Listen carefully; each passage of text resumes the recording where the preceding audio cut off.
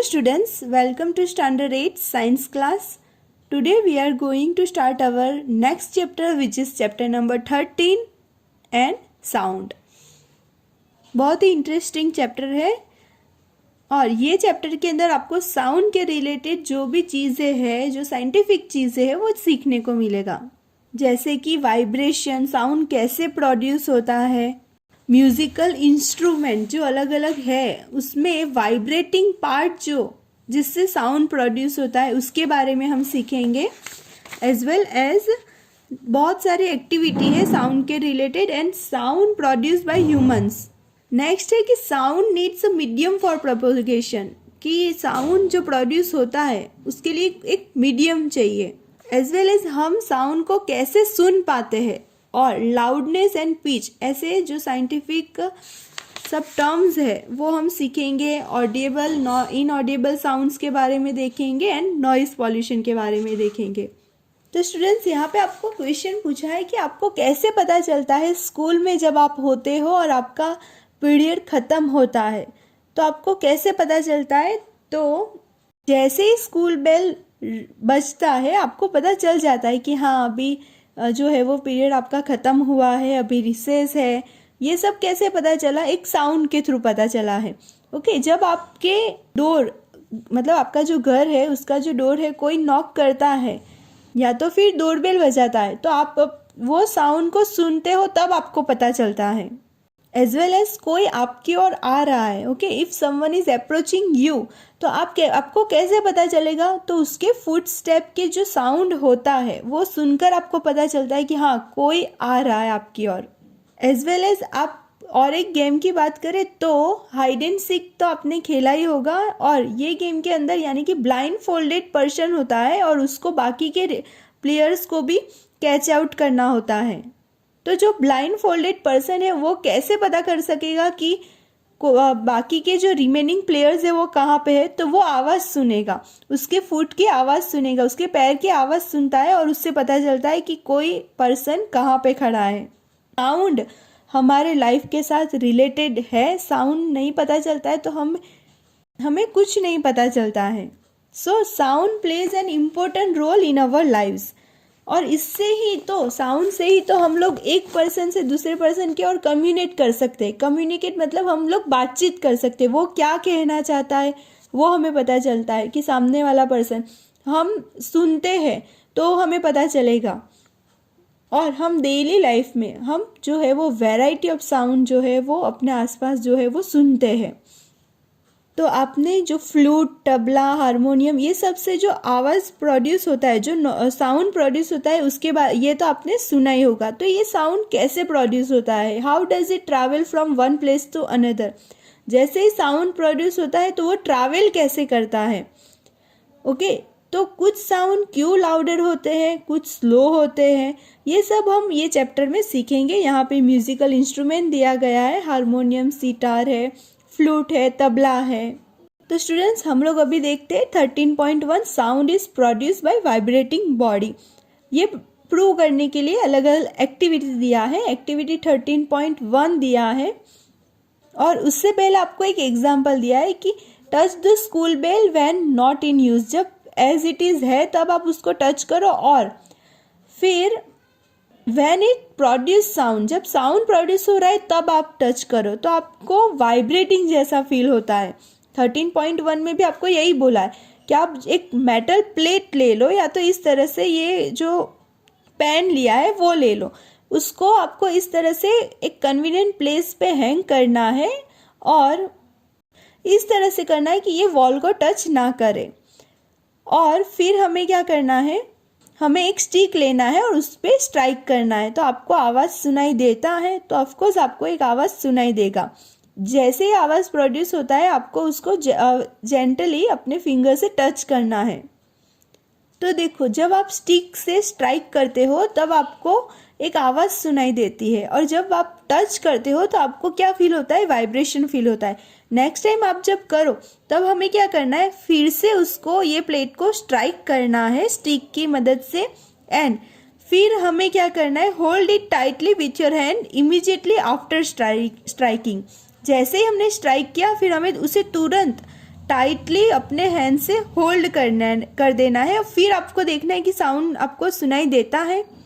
तो स्टूडेंट्स यहाँ पे आपको साउंड सुनाई नहीं देगा। क्यों? क्योंकि when the pen is hold tightly with the hand after striking it we can not hear the sound, क्योंकि हमने उसको यहाँ पे पकड़ लिया है तो ये वाइब्रेटिंग होगा ही नहीं।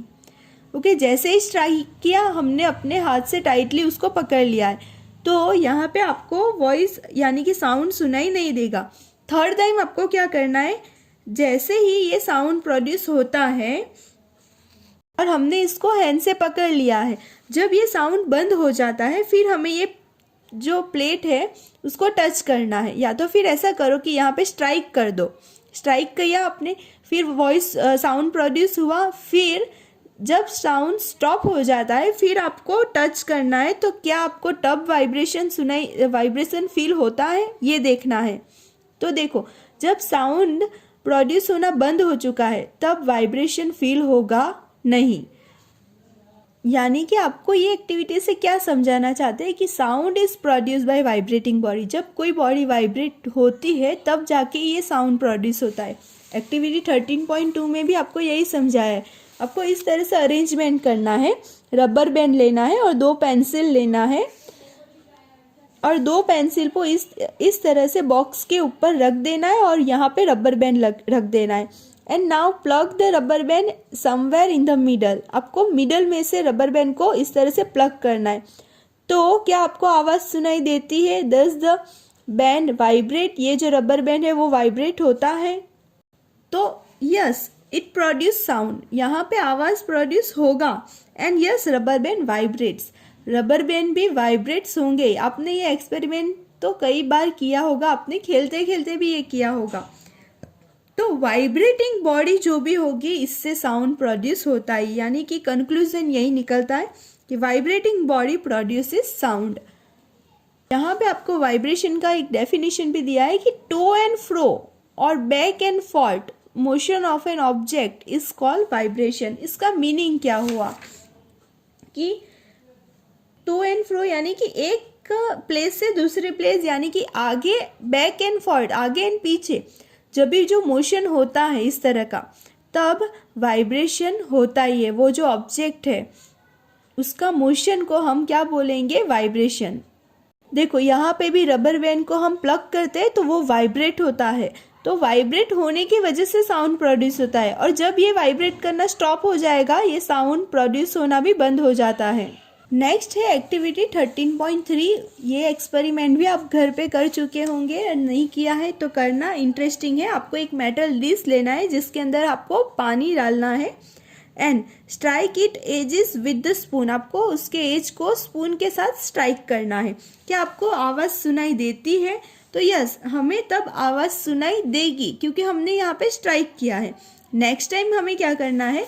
Again strike the dish and touch it. हमें उसको फिर से स्ट्राइक करना है और टच करना है। क्या हमें दिस जो है वो वाइब्रेटिंग फील होगा हम अगर टच करेंगे तो? यस, जब हम when we strike the dish and touch it we feel the dish is vibrating. तब हमें जो ये डिस वाइब्रेट हो रहा है वो हमें फील होगा। नेक्स्ट टाइम हमें क्या करना है? Strike the dish again and look at the surface of the water.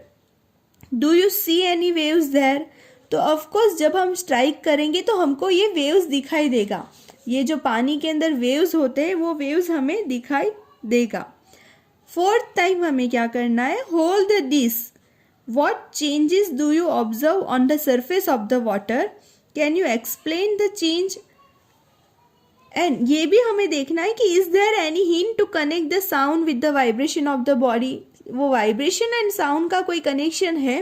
मतलब हमें क्या करना है? हमें डिश को होल्ड करना है और क्या ऑब्जर्वेशन होता है वो हमें चेक करना है। तो जब हम डिश को होल्ड करते हैं, पकड़ते हैं, तो ये जो वेव्स होता है यानी कि जैसे ही स्ट्राइक किया और हम पकड़ते तो ये वेव्स, कुछ वेव्स जो है वो डिसअपियर हो जाते हैं। देखो इस तरह के वेव्स प्रोड्यूस होंगे, वो वेव्स डिसअपियर हो जाएंगे। We feel vibration in the hand, यानी हम अपने हैंड में वाइब्रेशन फील करेंगे और हमने टच किया है तो धीरे धीरे क्या होगा? ये वाइब्रेशन जो है वो डिक्रीज होता जाएगा और कोई भी वेव्स तब प्रोड्यूस होगा नहीं, और we can not see the waves on the surface of the water. लेकिन अगर हम यहाँ पे उसको टच नहीं करते हैं, ओके, टच नहीं करते हैं और फिर इस तरह से स्ट्राइक करते हैं, तो हमें वाइब्रेशन और साउंड भी सुनाई देगा। तो यहाँ पे कंक्लूजन भी यही निकलता है कि वाइब्रेटिंग ऑब्जेक्ट प्रोड्यूसेस साउंड। लेकिन इन सम केसेस क्या होता है कि vibration are easily visible to us, लेकिन मोस्ट ऑफ द केसेस जो we can not see the vibration, हमें वाइब्रेशन दिखाई नहीं देते क्योंकि उनका एम्पलीट्यूड बहुत ही स्मॉल होता है। तो तब हमें सिर्फ फील होता है ये वाइब्रेशन, तब हमें सिर्फ ओनली फील होगा। ओके स्टूडेंट्स, नेक्स्ट टाइम हम लोग म्यूजिकल इंस्ट्रूमेंट के बारे में देखेंगे। Thank you.